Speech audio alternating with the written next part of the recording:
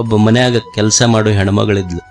ಆ ಕೆಲಸ ಮಾಡೋ ಹೆಣ್ಮಗಳಿಗೆ ಒಂದು 3ನೇ ಕ್ಲಾಸ್ 2ನೇ ಕ್ಲಾಸ್ ಓದ್ತಿತ್ತು ಮಗು. LKG UKG ಅನ್ಕೊಳ್ಳಿ, LKG UKG ಓದ್ತಿತ್ತು.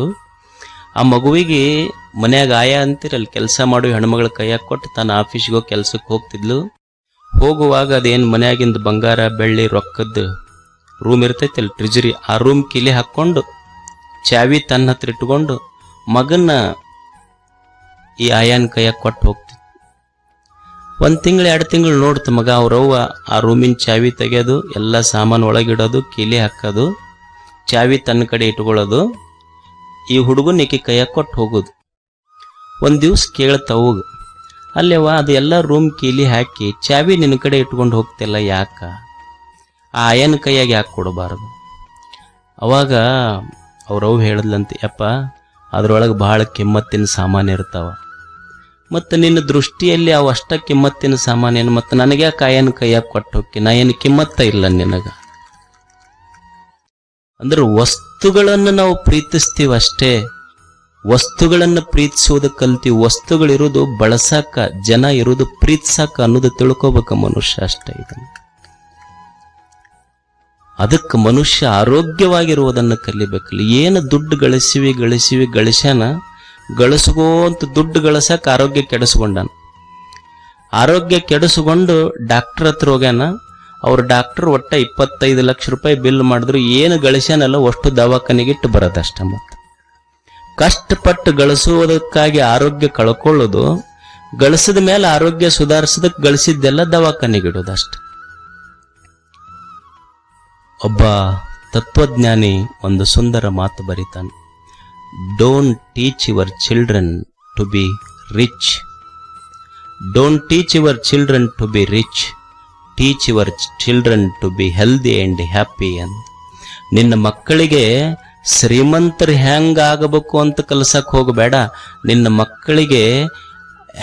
ಮಕ್ಕಳಿಗೆ ಶ್ರೀಮಂತರಾಗುವುದನ್ನು ಕಲಿಸಬೇಡ, ನಿನ್ನ ಮಕ್ಕಳಿಗೆ ಆರೋಗ್ಯದಿಂದ ಸಂತೋಷದಿಂದ ಇರುವುದನ್ನು ಮೊದಲು ಕಲಿಸು. ಮಕ್ಕಳಿಗೆ ನೀಟ್ ಎಕ್ಸಾಮ್ ಬರ್ಸೋದು ಮುಖ್ಯ ಅಲ್ಲ, ಅವ್ರು ನೀಟ್ ಬದುಕಬೇಕು ಹಂಗ ಕಲಿಸೋದು ಬಹಳ ಮುಖ್ಯ ಐತೆ. ಅದು ಬಹಳ ಮುಖ್ಯ. ಅವು ನೀಟ್ ಬರೆಯೋ ಮಕ್ಕಳ ಪರಿಸ್ಥಿತಿನ ನೋಡ್ಬಾರ್ದು, ಜೊಯ್ಯಾಗಿರ್ತಾವ ಪೂರಾವ್. ಅವ್ರ ತಾಯಿ ಫೋನ್ ಮಾಡಿದ್ಲಂದ್ರೆ ವಾರಕ್ಕೊಮ್ಮೆ ಆಕಿ ಏನು ಅವ್ರವ್ವ ಈಗ 3 ಲಕ್ಷ ಕೊಟ್ಟು ಹಚ್ಚಿವ ನಿನಗ ಅಂತ ಹುಡುಗಿಗೆ ಹೇಳದ. ಅದು ಟೆಸ್ಟ್, ಆಕಿ ಆರಾಮದಿ ಇಲ್ಲ ಅಂತ ಕೇಳೋಲ್ಲ, ಟೆಸ್ಟ್ನಾಗ ಎಷ್ಟು ಬಿದ್ದಾವ ನಿನಗ? ಅವು ಹೆಣ್ಮಕ್ಳು ಸ್ವಲ್ಪ ಮನಸ್ಸಿಗೆ ಹಚ್ಕೊಂಡಿರ್ತಾವ. ಗಂಡು ಮಕ್ಳು ಕೇಳಿ ಪಾಸ್ ಆದ್ರಾತು, ಇರ್ಲಿಲ್ಲ ಅಂದ್ರೆ ಇನ್ನೊಂದು 5 ವರ್ಷಕ್ಕೆ ಕಟ್ಟದ್ರಾತು, ಏನೈತಂತಿರ್ತಾರ. ಅಂದ್ರೆ ಮನುಷ್ಯನಿಗೆ ಆರೋಗ್ಯ ಬಹಳ ಮುಖ್ಯ. ಏನು ಆರೋಗ್ಯ ಅಂದ್ರೆ ಏನು? ಆರೋಗ್ಯ ಅಂದ್ರ ನನ್ನ ದೇಹ ನನಗೆ ಹಿತ ಕೊಡ್ತಿರ್ಬೇಕು, ಅದು ಆರೋಗ್ಯ.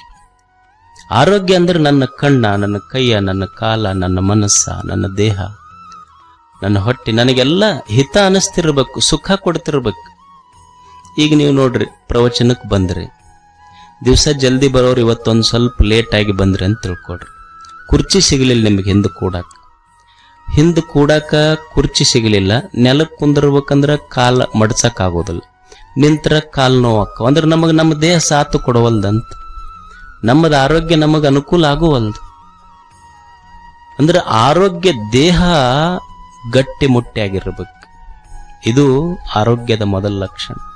ನೀವು ಅನ್ಬಹುದು, ಆ ಬರೀ ಆರೋಗ್ಯ ಗಟ್ಟಿತ್ತಂದ್ರೆ ಮುಗಿತಲ್ರಿ, ಮತ್ತು ಅವ ಆರೋಗ್ಯ ಚಲೋ ಇದ್ದಂಗನು ಅಂತ. ಅಲ್ಲ, ದೇಹ ಗಟ್ಟಿರ್ತೈತಿ. ಹುಡುಗರು ಅಂತಿರ್ತಾವಿಲ್ಲ, ನಾವು ದಿವಸ ಜಿಮ್ಮಿಗೆ ಹೋಗಿ ಬರ್ತೀವ್ರಿ ಅಂತಿರ್ತಾರೆ. ಹುಡುಗರ್ನ ಕೇಳ್ರಿ ನೀವು, I am healthy, I go to gym every day without fail ಅಂತಿರ್ತಾರೆ ಹುಡುಗರು. ಅಲ್ಲ, ಜಿಮ್ಮಿಗೆ ಹೋಗಿ ಬಂದವ್ರು ಅಷ್ಟ ಗಟ್ಟಿರ್ತಾರ, ಬೆಳಿಗ್ಗೆ ಎದ್ದು ಜಮೀನಿಗೆ ಹೋಗಿ ಬರೋ ರೈತರು ಅವ್ರಕಿನ್ನ ಗಟ್ಟಿರ್ತಾರ, ಬರೀ ಜಿಮ್ಮಿಗೆ ಹೋದವ್ರ ಗಟ್ಟಿರ್ತಾರಂತ ಏನೈತಿ?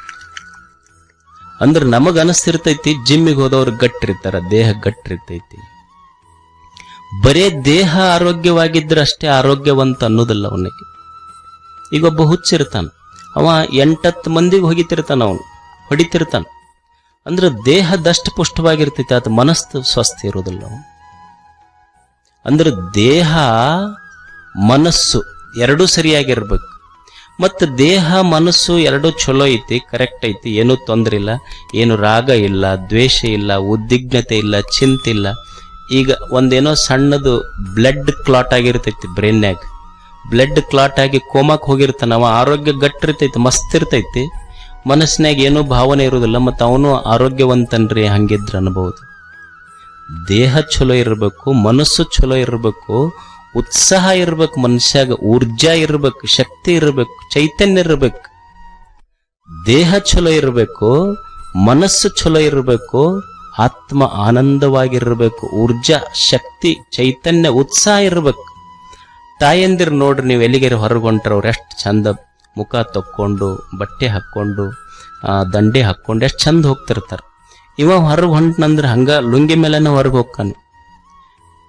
ಅಲ್ಲೋ ಅವ್ರು ನೋಡಿ ನಿಮ್ಮ ಹೆಣ್ಮಕ್ಳು ಪಾಪ ಅವ್ರು ಎಷ್ಟು ಚಂದ ನೀಟಾಗಿ ಹೋಗ್ತಾರ, ನೀ ಯಾಕೆ ಹಿಂಗೆ ನಮ್ಮನ್ಯಾರು ನೋಡ್ತಾರ ಬಿಡ್ರಿ, ಹಿಂಗ ನಮ್ಮದಿತ್ತು ಅಷ್ಟು ಅಂದ್ರ ಉತ್ಸಾಹ ಇರ್ಬೇಕಂತ.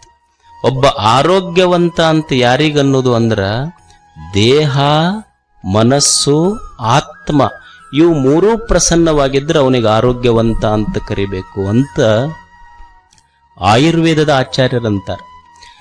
ಪ್ರಸನ್ನ ಆತ್ಮ ಇಂದ್ರಿಯ ಮನಃ ಸ್ವಸ್ತಿತ್ಯಭಿಧೀಯತೆ. ಸ್ವಸ್ಥ ಸ್ವಸ್ಥ ಸ್ವಸ್ಥ ಇದರ ಅರ್ಥ ಏನು ಅಂದ್ರ ದೇಹದಿಂದ ಆರೋಗ್ಯ ಇರಬೇಕು, ಮನದಿಂದ ಆರೋಗ್ಯ ಇರಬೇಕು, ಆತ್ಮ ಪ್ರಸನ್ನತ, ದೇಹ ಪ್ರಸನ್ನತ, ಮನ ಪ್ರಸನ್ನತ, ಆತ್ಮ ಪ್ರಸನ್ನತ. ಈ ಸ್ಲೋಗನ್ ಕೇಳಿರಿಲ್ ನೀವು, ಸ್ಲೋಗನ್ ಫಿಟ್ ಇಂಡಿಯಾ ಅಂತ, ಕೇಂದ್ರ ಸರ್ಕಾರಗಳ ಫಿಟ್ ಇಂಡಿಯಾ ಅಂತಾರೆ ನೋಡ್ರಿ. ಫಿಟ್ ಇಂಡಿಯಾ ಅಂದ್ರೆ ಏನು? Fit India which means hardness in the body, sharpness in the mind, softness in the heart. ಇದು ಫಿಟ್ ಇಂಡಿಯಾ. ಇದು ದೇಹ ಸದೃಢವಾಗಿರ್ಬೇಕು. ಹಿಂದಕ್ಕೆ ಅಂತಿದ್ರಿಲ್ಲ ಹುಡುಗರಿಗೆ, ತಮ್ಮ ಹುಡುಗರಂದ್ರೆ ಹೆಂಗಿರ್ಬೇಕು, ಗುದ್ದಿದ್ರ ಭೂಮಿ ಗುದ್ದಿದ್ರ ನೀರು ಬರ್ಬೇಕಂತ. ಈಗೆಲ್ಲಿ ನೀರು ಭೂಮಿಯಾಗ ಕಣ್ಣಾಗ ಬರ್ತಾವ ಅಷ್ಟೇ. ದೇಹ ಸದೃಢ ಗಟ್ಟಿ ಮುಟ್ಟಿಯಾಗಿರ್ಬೇಕು. ಮನಸ್ಸು ಏನ ಹೆಚ್ಚು ಕಡಿಮೆ ಸೋಲು ಗೆಲುವುಗಳು ಬಂದ್ರ ಸಹಿಸುವ ತಾಳ್ಮೆ ಇರಬೇಕು. ಇನ್ನೊಬ್ಬರ ಕಷ್ಟ ಕಂಡು ಕಣ್ಣೀರು ಒರೆಸುವ ಕನಿಕರದ ಹೃದಯ ಇರಬೇಕು. ಅಂಥವನಿಗೆ ಆರೋಗ್ಯವಂತ ಅಂತ ಕರೀತಾರ. ಇದು ಫಿಟ್ ಇಂಡಿಯಾ. ಇದು ಇವನಿಗೆ ಆರೋಗ್ಯವಂತ ಅಂತ ಕರೀತಾರೆ. ಅದಕ್ಕೆ ಮೊದಲು ಏನಿರಬೇಕು ಅಂದ್ರೆ ಆರೋಗ್ಯ ಮುಖ್ಯ ಅಲ್ಲ, ದೇಹದ ಆರೋಗ್ಯ ಬಹಳ ಮುಖ್ಯ. ಮನುಷ್ಯನ ದೇಹ ಇದು ಎಷ್ಟು ಅದ್ಭುತವಾಗಿರುವಂಥ ದೇಹ ನೋಡಿ. ಅಲ್ಲಮ ಪ್ರಭು ಇದಕ್ಕೆ ಅದ್ಭುತ ಅಂತ ಕರೆದ ಈ ದೇಹಕ್ಕೆ. ಯಾಕೆ ಅದ್ಭುತ ಅಂದ್ರೆ ಭೂತವ ಕೂಡಿ ಅದ್ಭುತವಾಯಿತು. ಈ ದೇಹ ತಯಾರಾಗಿದ್ದು ಪಂಚ ಮಹಾಭೂತಗಳು, ಮಣ್ಣು, ನೀರು, ಗಾಳಿ, ಬೆಳಕು, ಬಯಲು, ಇದರಿಂದ ತಯಾರಾಗೈತಲ್ಲ. ಇವಕ್ಕೆ ಜೀವಿಲ್ಲ, ಜಡ ಈ ವಸ್ತುಗಳು. ಈ ಜಡದಿಂದ ಒಂದು ಚೈತನ್ಯವಾದ ಜೀವ ಉತ್ಪತ್ತಿ ಆಯ್ತಲ್ಲ, ಇದಕ್ಕಿಂತ ಇನ್ನೇನು ಅದ್ಭುತ ಬೇಕು ಅಂತ ಅಲ್ಲಮ ಅದ್ಭುತ ಅಂತ ಕರೆದ ಈ ದೇಹಕ್ಕೆ. ಎಷ್ಟು ಅದ್ಭುತವಾಗಿರುವಂಥ ದೇಹ ಇದು. ನೀವು ನೋಡಿ, ತಾಯಿಯ ಗರ್ಭದಿಂದ ಭೂಗರ್ಭ ಸೇರುವವರೆಗೆ, ನೀನು ತಾಯಿಯ ಗರ್ಭದಿಂದ ಭೂಗರ್ಭ ಸೇರುವವರೆಗೆ ನಿನ್ನ ಜೊತೆಯಾಗಿದ್ದವ್ರು ಯಾರದಾರಿಲ್ಲ. ಸಂಬಂಧಗಳು ಬಂದಾವ ಹೋಗ್ಯಾರ, ಸ್ನೇಹಿತರು ಬಂದಾರ ಹೋಗ್ಯಾರ, ಗೌರವಗಳು ಬಂದಾವ ಹೋಗ್ಯಾವ, ಆಸ್ತಿ ಅಂತಸ್ತುಗಳು ಬಂದಾವ ಹೋಗ್ಯಾವ. ಯಾರು ಬಂದಾರ ಹೋಗ್ಯಾರ ಪ್ರಶ್ನೆ ಇಲ್ಲ. ಆದರೂ ನೀನು ತಾಯಿಯ ಗರ್ಭದಿಂದ ನೀನು ಭೂಗರ್ಭ ಸೇರುವವರೆಗೆ ನಿನ್ನ ಜೊತೆಯಾಗಿದ್ದಿದ್ದು ನಿನ್ನ ದೇಹ. Your body is your permanent address. ನಿನ್ನ ದೇಹ ನಿನ್ನ ಜೊತೆಯಾಗಿತ್ತು. ಈ ದೇಹ ಎಷ್ಟು ಅದ್ಭುತ ಅಂದ್ರ, ಈಗ ನೀವು ಮನ್ಯಾಗ ನೋಡ್ರಿ, ಒಂದು 4 ಜನ ಇರ್ತೀರಷ್ಟೆ. ಏನು, ಒಂದು ಇಬ್ರು ಗಂಡ ಹೆಂಡತಿ, ಅತ್ತಿ ಮಾವ, ಆಮೇಲೆ ಒಂದಿಬ್ರು ಯಾರೋ ಅವರೋ ಇವರೇ ಇರ್ತಾರಷ್ಟ. 4 ಮಂದಿ ಇರ್ತೀರಿ. ಒಬ್ಬರಿಗೆ ಕಂಡ್ರೆ ಒಬ್ಬರಿಗೆ ಹೊಂದಿಕ್ಕಾಗೋದಿಲ್ಲ. ಅತ್ತಿಗೆ ಕಂಡ್ರೆ ಸೊಸೆಗೆ ಸೇರಿಕಾಗೋದಿಲ್ಲ, ಸೊಸೆಗೆ ಕಂಡ್ರೆ ಅತ್ತಿಗೆ ಆಗೋದಿಲ್ಲ. ಮಗನಿಗೆ ಅಪ್ಪಗಂತೂ ವಯಸ್ಸಾದ ಮೇಲಂತೂ ಹವ ಮುಂಗಲಿ ಬಿದ್ದಂಗ. ಅಣ್ಣಗೆ ಕಂಡ್ರೆ ತಮ್ಮಗೆ ಸೇರಿಕಿಲ್ಲ, ತಮ್ಮ ಮಾಡಿದ್ದು ಅಣ್ಣಗೆ ಸೇರಿಕಿಲ್ಲ. ಎಷ್ಟು ಮಂದಿ ಇದೀವಿ? 5-6 ಮಂದಿ ಇದೀವಿ ಅಟ್ಟ. 5-6 ಮಂದಿದ್ದ ಮನೆಯೊಳಗ ನಮಗೊಬ್ಬರಿಗೊಬ್ಬರು ಹೊಂದಿಕಿಲ್ಲ. ನಾವು ಕಂಪ್ಲೇಂಟ್ಸ್ ದಿವಸ ಹೊರಗೆ ಹೋಗ್ಬೇಕಂತೀವಿ ನಾವೆಲ್ಲ. ಆಶ್ಚರ್ಯ ಏನು ಅಂದ್ರೆ, ಈ ದೇಹ ಐತೆಲ್ಲ, ಈ ದೇಹದೊಳಗ ಎಷ್ಟು ನರಗಳದಾವ, ಎಷ್ಟು ಅಬಧಮನಿಗಳು, ಅಪಿಧಮನಿಗಳು, ನರಹುವ, ನರವ್ಯೂಹ, excretory system, nervous system, digestive system, ಒಂದೇ ಎರಡೇ ಸಾವಿರಾರು 1 ಕೋಟಿ ಕೋಟಿ ಅಂತಲ್ಲ, 1000 ಕೋಟಿ ಕೋಟಿ ಜೀವ ಸೆಲ್ಗಳದ ಒಳಗೆ ಜೀವಕೋಶಗಳದಾವಲ್ಲ. ನಾವು ಬೆಳಗ್ಗೆದ್ದು 1 ಕಟಿ ರೊಟ್ಟಿ ತಿಂದಿವಿ.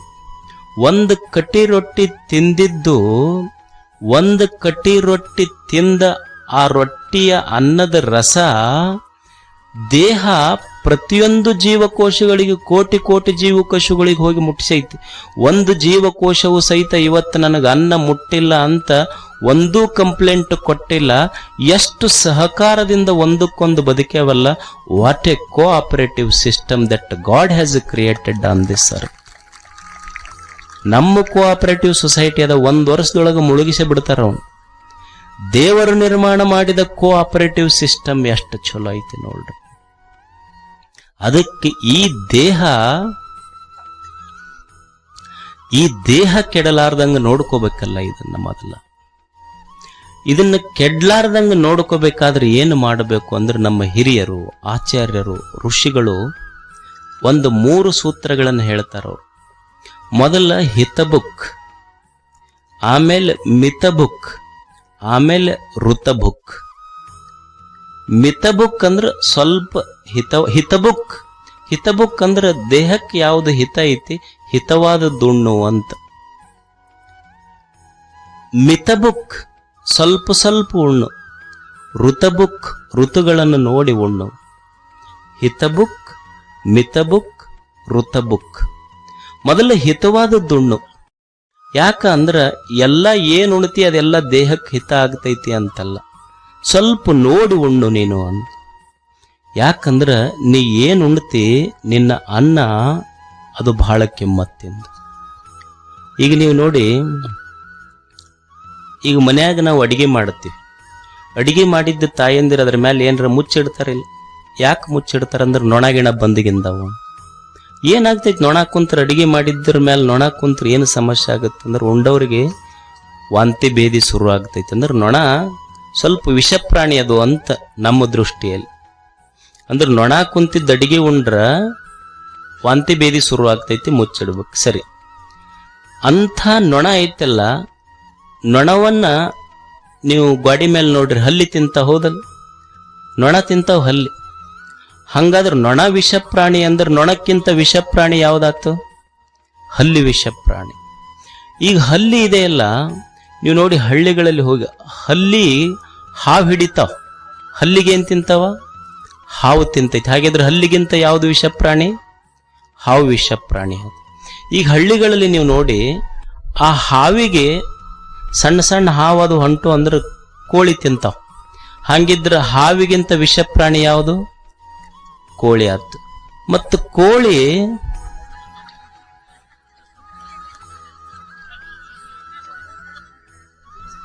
ಪುಚ್ಚ ಸಹಿತ ಸಿಗುದಿಲ್ಲ.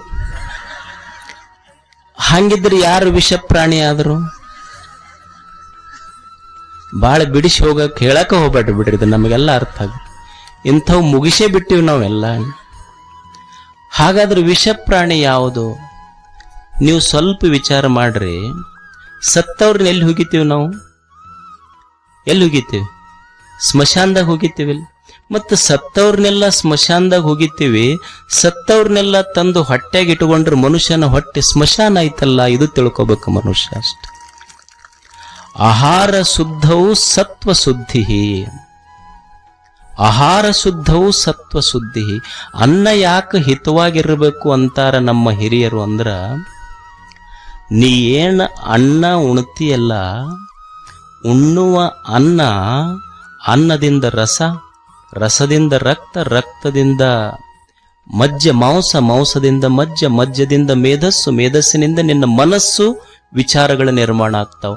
ನಿನ್ನ ವಿಚಾರ ಏನೈತಲ್ಲ, ನೀವು ಉಂಡ ಅನ್ನದಿಂದ ಬಂದಿದ್ದು ಅಂತ ಹಿರಿಯರ ನಿರ್ಮಾಣ ಮಾಡ್ತಾರೆ, ನಿರ್ಣಯ ಮಾಡ್ತಾರೆ. ಇದನ್ನದೇ ನೀವು ಒಳ್ಳೆಯ ಅನ್ನ ಉಂಡಿ ಒಳ್ಳೆಯ ವಿಚಾರಗಳು ಬರ್ತಾವ, ಕೆಟ್ಟ ಅನ್ನ ಉಂಡಿ ಕೆಟ್ಟ ವಿಚಾರಗಳು ಬರ್ತಾವ ಅಷ್ಟೆ.